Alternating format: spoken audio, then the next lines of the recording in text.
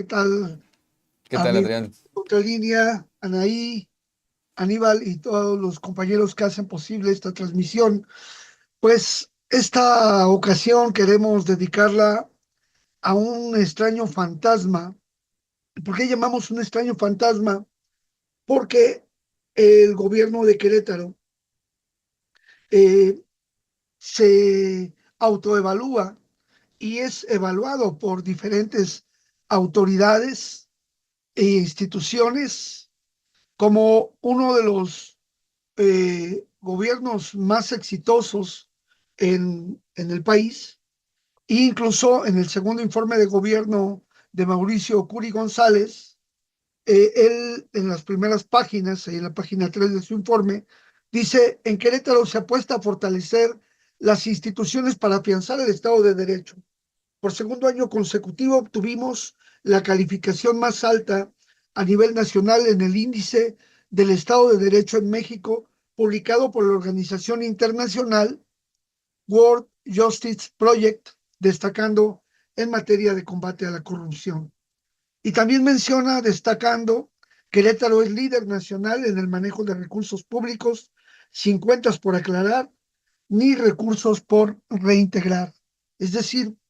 estos dos elementos tan importantes que hablan de un gobierno exitoso en el manejo de sus finanzas, en el manejo de su administración, en el manejo de la percepción que puede tener eh, su ciudadanía y algunas organizaciones, contrasta pues con lo que nosotros vamos percibiendo desde el 2018 en que empezamos a recibir quejas de violaciones a los derechos humanos en el estado de Querétaro, concretamente casos de tortura, casos de situaciones de violación de las reglas Mandela en los centros penitenciarios del estado. Y entonces vamos observando que entre el discurso y los métodos eh, de evaluación, los instrumentos de medición que utiliza el gobierno de Curi, tal vez tengan que ser revisados porque a la luz del eficientismo y de este modo de evaluar, pues pareciera que todo está muy bien porque además quienes les evalúan son organizaciones que se benefician de la evaluación. Es decir, quienes les venden la tecnología, quienes les venden los sistemas informáticos o a quienes contratan para hacer estos modelos de evaluación, varias de ellas están vinculadas a los grupos de la ultraderecha en nuestro país y que de alguna manera entran en consonancia con esta idea de esa percepción eh, de eficacia de gobiernos neoliberales. Y en esta ocasión vamos a tratar de poner énfasis y llamar al gobierno de Mauricio Curi González para que nos comente, investigue y en todo caso desmienta si lo que nosotros estamos aquí mencionando es falso. Y es el hecho de que la Comisión Estatal de Atención Integral a Víctimas es un fantasma, y nosotros decimos, de negligencia e impunidad porque al menos tiene un año o alrededor de un año que no se ubica esta institución en el domicilio que dice estar. Segundo, no cuenta con teléfonos y en la sede que hoy está no, no está el personal prácticamente. No hay un titular. Si ustedes revisan la página de internet del Sistema Estatal de Seguridad Abierta de Querétaro, con respecto a esta CEAIB, es decir, la Comisión Estatal de Atención Integral a Víctimas, van a ver que donde dice contáctanos no viene un teléfono, solo viene un correo electrónico para que uno envíe sus peticiones. No hay una plantilla que digan quién es el titular, quiénes son los responsables de esta institución. y sobre todo que no hay quien se haga responsable de los seguimientos a los casos de atención a víctimas en el Estado. No se sabe, al menos en el informe de gobierno, no se menciona absolutamente nada de la atención a víctimas del delito. No hay evaluación de cuántos casos han atendido, cuántas personas han recibido alguna reparación, cuáles son las acciones, cómo se puede acceder al fondo emergente que hay para que se les brinde las atenciones a las víctimas, y contrasta también con otro ente de impunidad que hoy no lo vamos a tocar, pero simplemente lo vamos a mencionar, que es la Defensoría de Derechos Humanos del Estado de Querétaro, donde en el segundo informe de gobierno, Curi dice: no hemos recibido ninguna recomendación de parte de la Defensoría de Derechos Humanos. Es decir, me recuerda a que en alguna ocasión íbamos hacia la Huasteca en un vehículo y se prendió el sensor, el foquito del aceite del auto. Eh, Quienes llevaban el auto ese día pararon inmediatamente, llamaron a un mecánico, el mecánico revisó, checó el aceite, todo estaba bien, no estaba caliente el motor, y entonces se metió debajo del motor y hizo algunas maniobras y le dijo: a ver, ¿ya se apagó el foquito? Y dijeron: sí, ya se apagó el foquito. El auto siguió caminando y a los 30 minutos se desvieló. Es decir, ¿qué pasó? Se apagó el sensor que estaba dando el reporte de que el aceite no estaba circulando. Efectivamente, el auto tenía aceite. Efectivamente, el auto no estaba en ese momento caliente porque se detuvieron de inmediato. Sin embargo, como se había roto la bomba que hace mover el aceite, pues se dañó el auto. Y es lo que está pasando en Querétaro. Los sensores que van a determinar la vigilancia de las violaciones a derechos humanos están apagadas porque hay impunidad, porque las víctimas no tienen acceso al fondo, porque no hay quien les atienda. Eh, Creo que sería como decir: es que si atendemos a las víctimas y les reparamos el daño, entonces ya no van a ser víctimas. ¿Y ahora qué hacemos? Pues el asunto es que no hay que victimizar a las personas, no hay que victimizar a las víctimas y hay que atender adecuadamente las peticiones. Este es el primer elemento. Quisiera ahí alguno de sus comentarios, Anaí, Aníbal. Así es, Adrián, pues es muy importante esta denuncia que pone sobre la mesa, porque al final del día este mecanismo, como tú bien lo señalabas, pues es una de las primeras, los primeros contactos que tienen las víctimas y que se supone que esto debería estar establecido, ¿no? Porque también, pues es un derecho de las personas y también algo que se me hacía interesante es esto que mencionas, ¿no? De cómo los evaluadores están vinculados con, pues, esta misma política. Recordar que Mauricio Curi es digamos, del partido político PAN y digamos que su estrategia en términos de cómo debería ir la seguridad y cómo debería de tratarse a las víctimas va muy de acuerdo a lo que ya pues mencionamos y más bien a lo que se presentaba en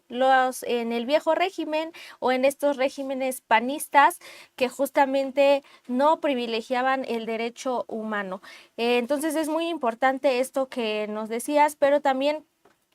aquí me gustaría preguntarte, en este caso, este centro de atención a víctimas no está funcionando. ¿Qué está pasando con las personas que pues no tienen este acceso a esta instancia? Bueno, creo que es importante mencionar que eh,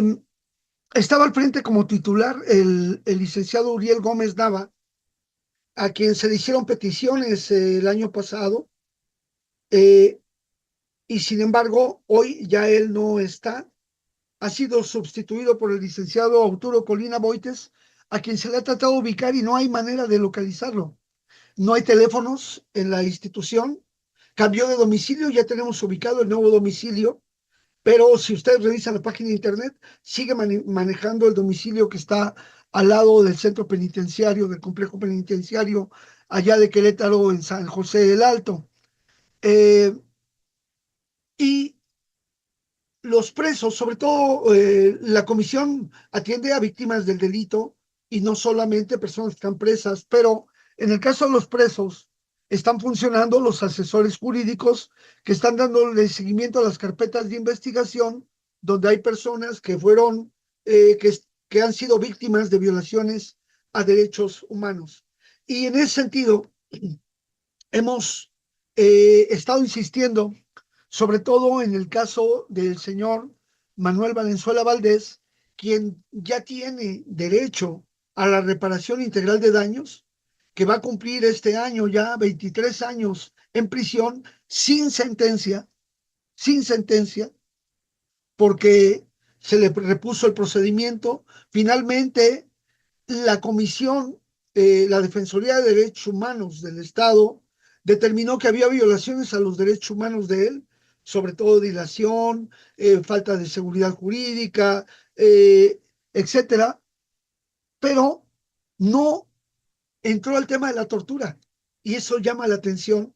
porque la dejó de lado y no hay una recomendación. Emitió precisamente para evitar las recomendaciones un acuerdo de responsabilidad y es con la forma en que simulan una conclusión de un expediente sin llegar a una recomendación y es por eso que el gobierno de Curi puede decir, pues yo no tengo ninguna recomendación. Y lamentablemente esos acuerdos de conciliación, de responsabilidad, dicen haber sido cumplidos, pero no hay prueba que señale lo propio. En petición del carácter de víctima, la necesidad de la reparación de daños, hay que recordar que la reparación de daño establece una medida de restitución que debe de llevar a la persona al momento inmediato, a las condiciones que tenía antes de haber sufrido la violación a derechos humanos, en este caso la detención, tortura, retención arbitraria y otras violaciones al debido proceso de Manuel Valenzuela Valdés. Entonces, de las primeras medidas que habría que hacer es aplicando las nuevas normas nacionales e internacionales, se le debió haber dado una medida de libertad domiciliaria en tanto se le sentencia. Segundo, tiene derecho a la reparación de daño para él y para las víctimas. Y Manuel Valenzuela Valdés, como petición de reparación de daño, está pidiendo primero que se le dé un trabajo remunerado con prestaciones de ley para que pueda él mantenerse a sí mismo y mantener a su familia. Segundo, que el centro penitenciario le brinde la ropa, los implementos de higiene, los medicamentos a que tiene derecho y eso actualmente se le está proporcionando, pero no de la manera suficiente como debiera ser, pero tiene la obligación el centro de proporcionar. Ahora, ¿cómo contesta Curi el tema del derecho al empleo en los centros penitenciarios y la demanda de Manuel Valenzuela Valdés? Pues diciendo que hicieron cursos de capacitación y que lograron que muchos de los presos tuvieran autoempleo. Es decir, ¿qué significa el autoempleo? Pues significa una carga adicional a los familiares, ya que los productos que genera el preso en prisión, primero, tiene que pagar más caros para poder ingresar los insumos para poder producir, y segundo, tiene después que comercializar esos productos y son difíciles de comercializar. Entonces, piensa el gobierno de Querétaro que por haber promovido cursos, promover el autoempleo e incluso una página web donde se exhiben los productos y que le ha generado ganancias al propio sistema, pero no así que se traduzca en un beneficio claro y transparente para los presos, pues es la manera en que dicen garantizar. ¿Qué sucede? Pues Manuel Valenzuela sigue, como muchos otros, sin poder hacer frente a sus necesidades y en caso de que lo fueran a sentenciar eh, como culpable, tendría que enfrentar la reparación de daños que, como lo hemos visto en muchos casos, son recursos millonarios y que por los 23 años que él ha estado ahí y ante la incapacidad del centro penitenciario de proveer del trabajo digno y remunerado, entonces deberían de haber exonerarle de ese pago y la propia institución hacerse cargo de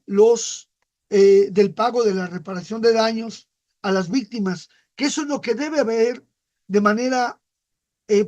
primordial e importante. Entonces,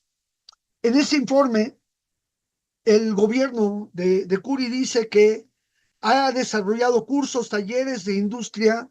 en los centros penitenciarios para la ejecución del trabajo en las modalidades de autoempleo, actividades productivas realizadas a cuenta de terceros y actividades productivas no remuneradas para fines personas privadas de la libertad, así como 3.107 personas privadas de la libertad en capacitación para el desarrollo de una actividad productiva con diversos talleres.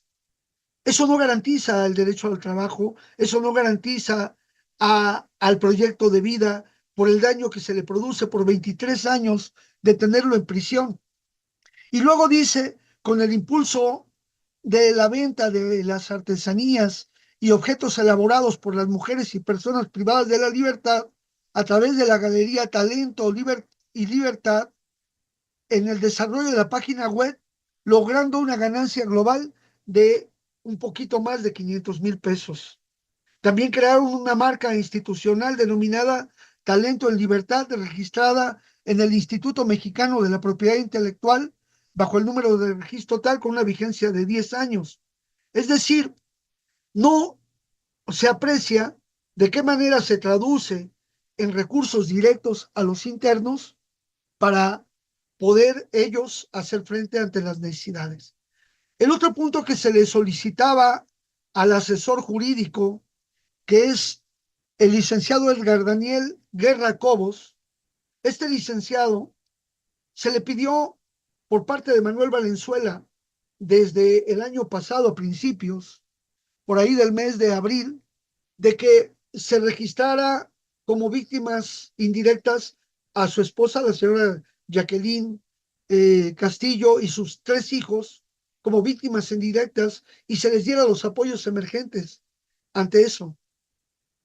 El día de ayer la señora Jacqueline Castillo se presentó por una vez más, después de haber presentado promociones por escrito en el mes de abril y el 14 de agosto del 2024 por escrito, donde le dijeron que le iban a dar una respuesta en 15 días.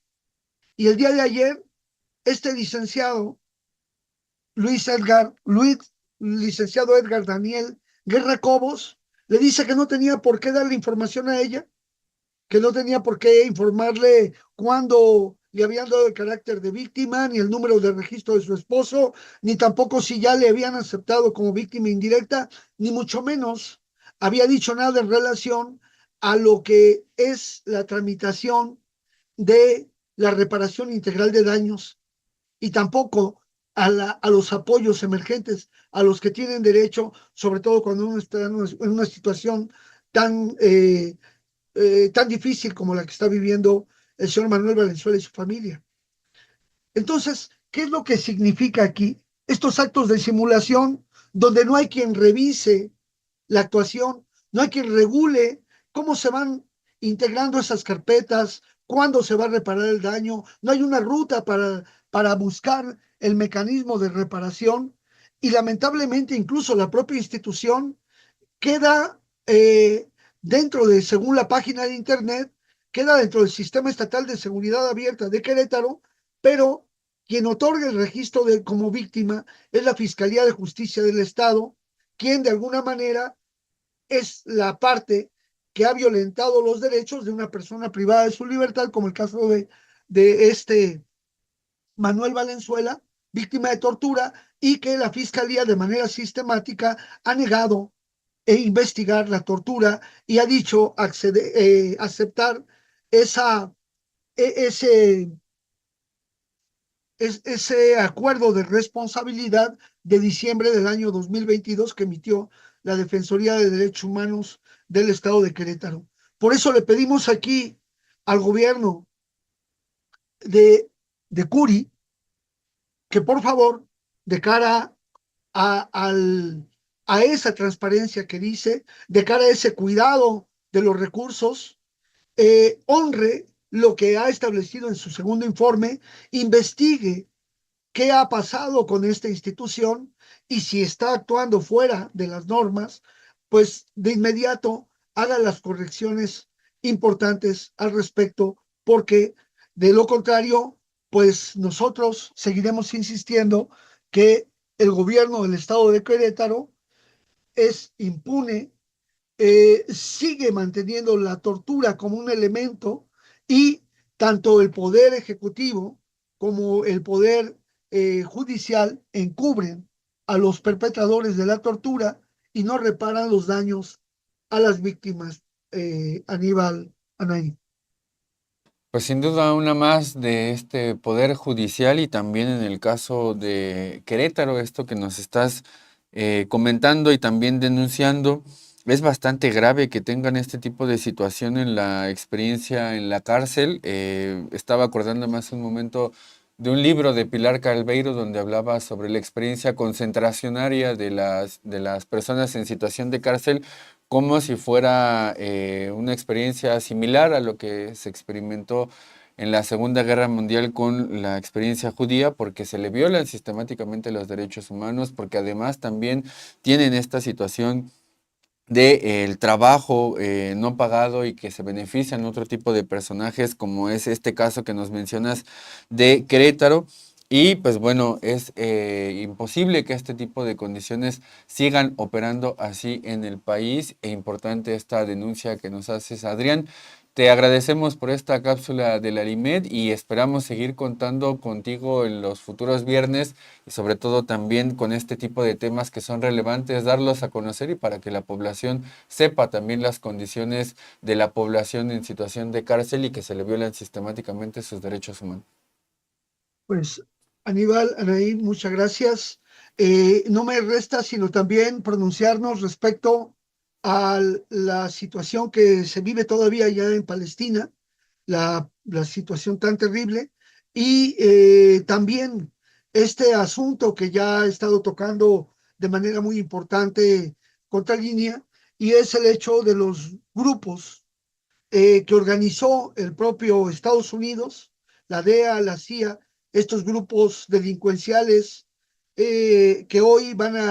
pretenden catalogarlos como terroristas, pero la responsabilidad de su armamento, equipamiento, conducción, logística y todo viene desde Estados Unidos y esperemos que los diálogos bilaterales con el gobierno de México se logre también esta situación soberana de nuestro país y que dentro de la colaboración tratemos de evitar estos acuerdos de colaboración en capacitación por parte de gobiernos que promueven la tortura, que violentan los derechos humanos, que promueven el terrorismo y que traten de venir a calificar o a capacitar al personal de nuestras Fuerzas Armadas o del sistema policíaco, porque eso también es una preocupación grave y lamentablemente el Senado de la República no tiene la capacidad suficiente para poder vigilar